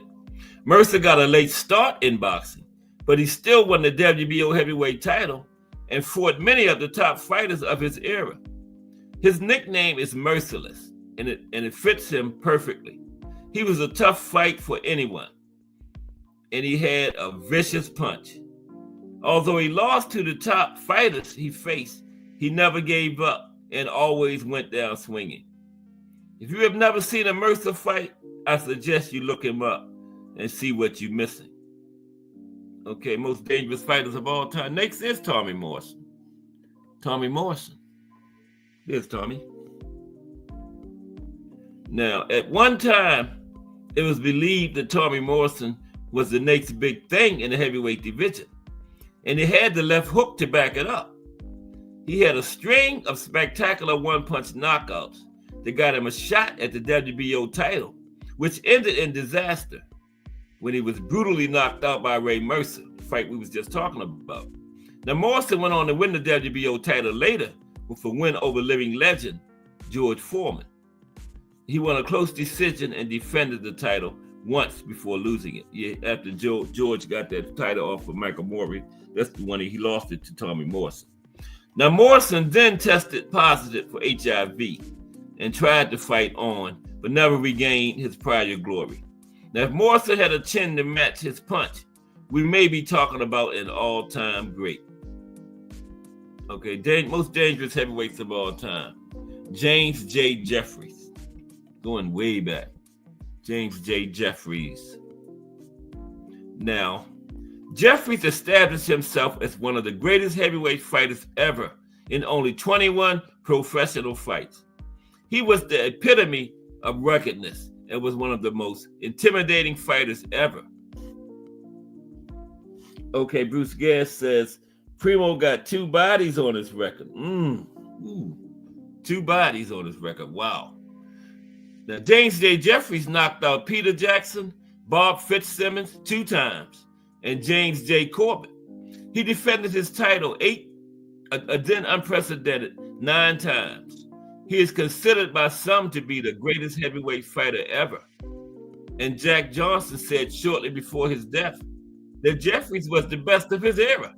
Coming from Jack Johnson, yeah. John L. Sullivan, talking about it. And now we're going way back into the 19th century.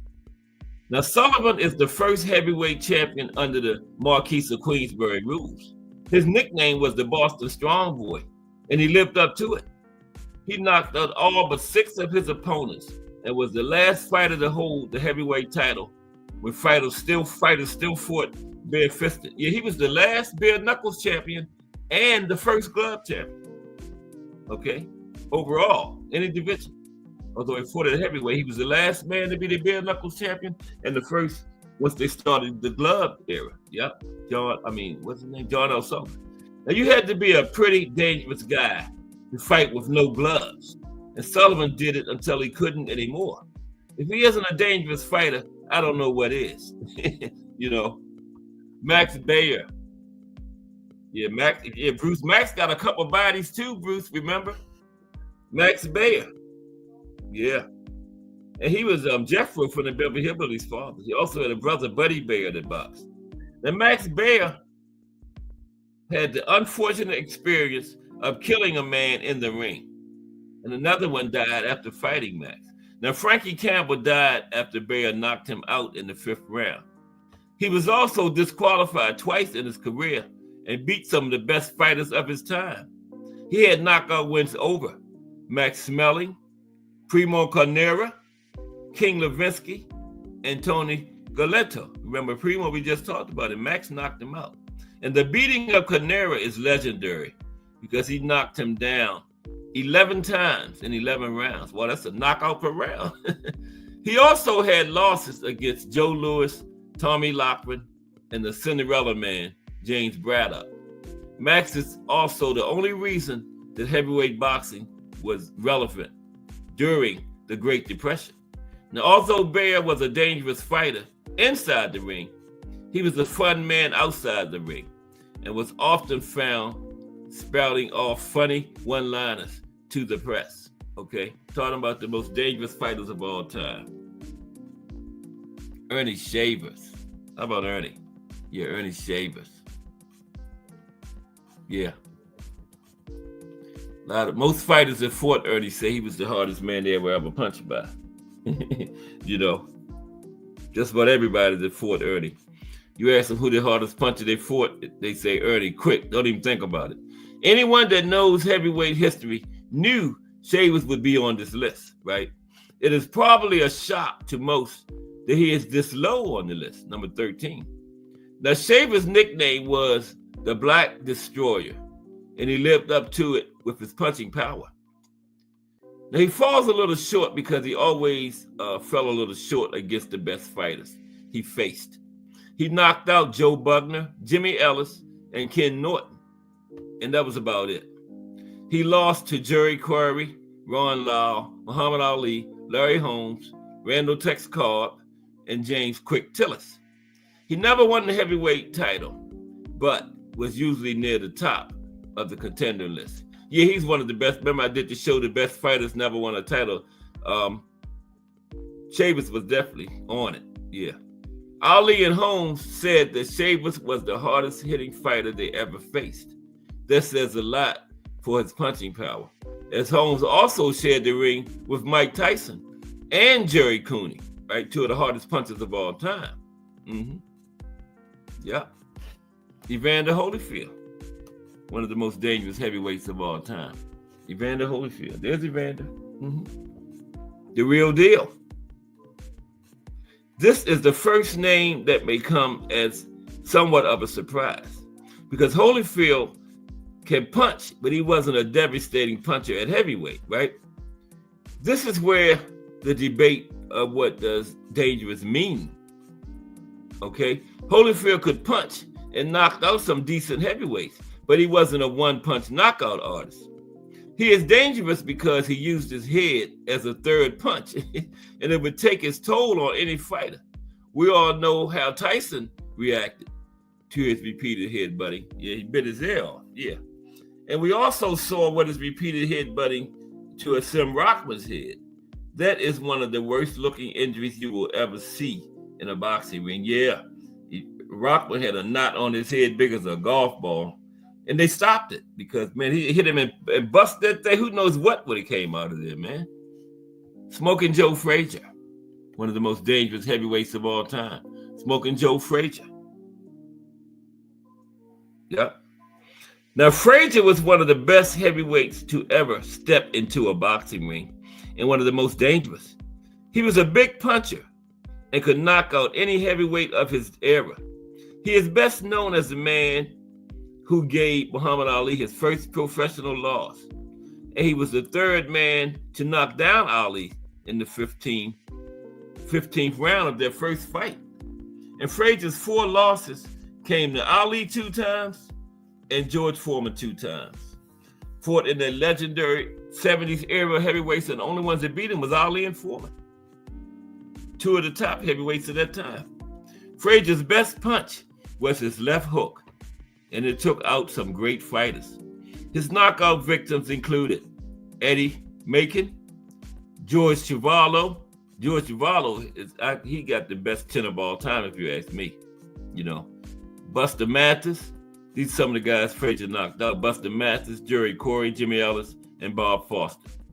Okay. Now, George Chuvalo was a TKO. Ain't nobody knocking out George Chuvalo. That was like a stoppage. Now, Frazier was also an intimidating fighter with his barb and weave style and dangerous left hook. Yeah, that's what happened between him and Foreman, because Frazier only knew one way to fight, come forward, right? And that was just a bad style matchup against Foreman.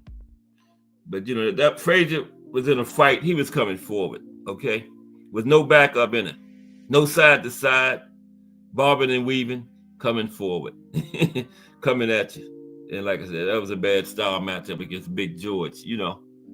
Jack Johnson. Gotta have Jack Johnson, right? On the list. Now, Johnson was a solid puncher, but he wasn't a massive puncher.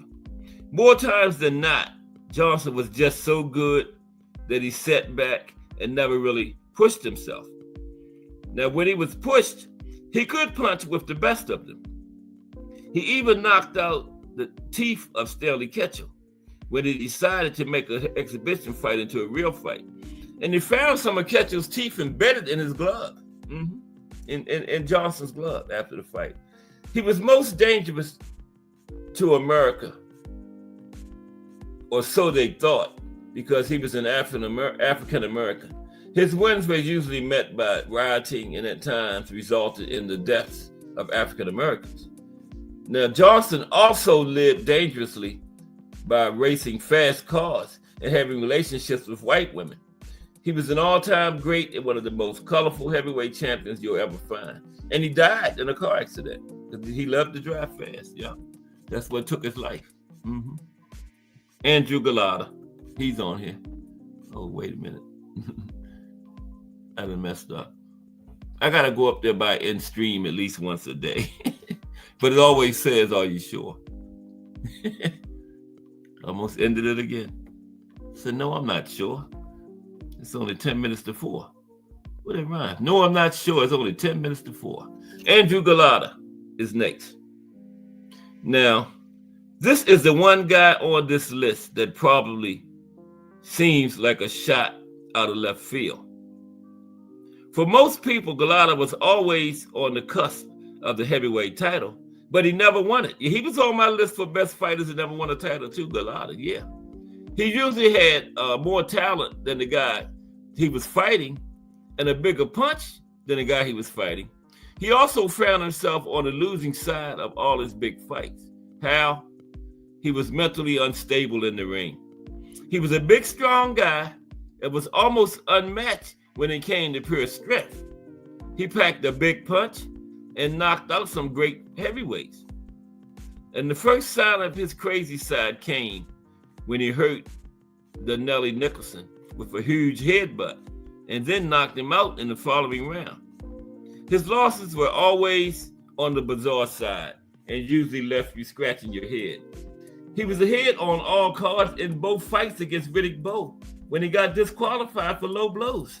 There was his titles right there. Both fights he was ahead when he decided to start hitting low. He was ahead again on all cards against Michael Grant when he told the referee he did not want to continue after he got up from a knockdown in round 10. He was ahead then. He then quit again when he fought Mike Tyson and was caught cold by Lamont Brewster and lost in 52 seconds. He was dangerous because of a big punch and a crazy brain. Andrew Galata, one of the best fighters that never won a title. Yep. Talking about dangerous. You got to have Rocky and Susie Q on here. Rocky Marciano and Susie Q. That was the name of his right hand. Now, Marciano is well known as the only heavyweight champion to retire undefeated. What that means to you may be different than what it means to me, but the man could hit like no one else. Rocky usually had less skill than the guy across from him. Yeah, usually was the lower skilled fighter, but he had two things few had. He had Suzy-Q and the desire to win against all odds, right? He had 43 knockout wins in his 49 fights. I think that's 87%. And landed what many consider the greatest punch of all time. Ezra Charles was the only fighter to go 15 rounds against him. Mm-hmm. Many boxing insiders consider his right hand, Suzy-Q, 13th round knockout of Jersey Joe Walcott to win the world heavyweight title as the perfect punch. He was named the 14th greatest puncher by the Ring magazine.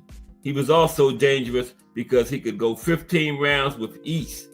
He had the best conditioning of any heavyweight champion ever. Any champion in any division, really, Rocky Marciano. Yeah. Rocky said to his children, if your birthday and anything, his wife too, birthday and anything come up during training camp, I holler at you later. Nothing interfered with training camp when Rocky was in training. Nothing.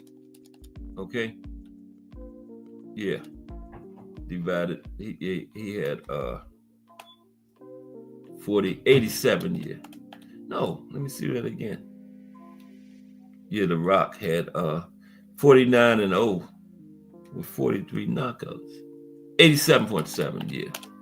The Rock. Yeah, Rocky and Suzy-Q had to be on him. My number 2 behind Roberto Duran. My favorite fighters. Roberto Duran first, Rocky Marciano number 2. I guess you didn't figure that out by the way I be raving about him all the time. But anyway, next is who is it? Sonny Liston is next. Yeah, Sonny. Okay, Sonny Liston. Now, Liston was Mike Tyson before Mike Tyson, right? He was a menacing, scowling, hateful fighter that would do anything to secure a win. Sonny was also a massive puncher and had most guys beat before the first round bell even rang, okay? Yeah. And you factor in that he was an ex-convict and had mob connections. He was not a guy you wanted to upset in the ring, right? He knocked out Zora Fowley in 3 rounds and fought Floyd Patterson 2 times for the heavyweight title, knocking him out in the first round both times. Almost carbon copies because the second time was just 4 seconds before the first fight. He knocked him out 4 seconds in the second fight, 4 seconds earlier than the first fight, almost the exact same fight. That's why Custody Amato kept Floyd Patterson away from him. But Floyd demanded to fight him, so you got to give Floyd his respect, you know. Floyd said, I want to fight the man, and he did. Now, although Sonny lost to Leotis Martin, he gave Martin a detached retina in the fight. Now, in his last career fight, he knocked out tough guy Chuck Webner in the 10th round. Got to have Jack Dempsey, the Manasseh Mauler. Jack Dempsey makes the list. This is going to be the final one. Now, Jack Dempsey, okay, I just named the rest of them because it's almost time for Just Do Boxing. And I'm the co-main, time for the co-main event to end. Okay? So oh my goodness, what is going on? The co-main event was just about over. I don't know why I keep drifting up there by in stream all the time, man. What is that? Okay, Jack Dempsey was number 5. This is the 5 most dangerous heavyweights of all time, okay? No, Jack Dempsey was number 6. Don't have time to talk about him. Jack Dempsey was number 6. At number 5, the 5 most dangerous heavyweights of all time. Number 5, Big George Foreman. Okay. Number 4, the Brown Bomber, Joe Louis. Number 3 of the most dangerous heavyweights of all time, Sam Langford. Sam Langford. Number 2, most dangerous heavyweights of all time, Harry Wills. And you know who number 1, you haven't seen him yet. And number 1, most dangerous heavyweight of all time, Iron Mike Tyson. There he is. Okay. Appreciate everybody for rocking with me today. We're getting ready to go over here to see Just Do. Be back Monday with another Fantasy Matchups Monday. I have no idea what it's going to be, but we'll be here. Appreciate everybody for rocking with me today. Tune in Monday for Fantasy Matchups Monday. Tomorrow is Honor Barbosa versus Jack Cattermole, right? Isn't that tomorrow? I think. Yeah. Yeah, but I hope everybody enjoyed the life and career of Riddick Bowe. Really appreciate y'all. But yeah, it's the weekend. Everybody have a great weekend. Join me Monday. Because if it's Monday through Friday at 2 p.m., it's the Boxtorian bringing you all that boxing history. Just Do Boxing is straight ahead. This is Cass Sports. Everybody have a great weekend. And I will see y'all around those JBT streets.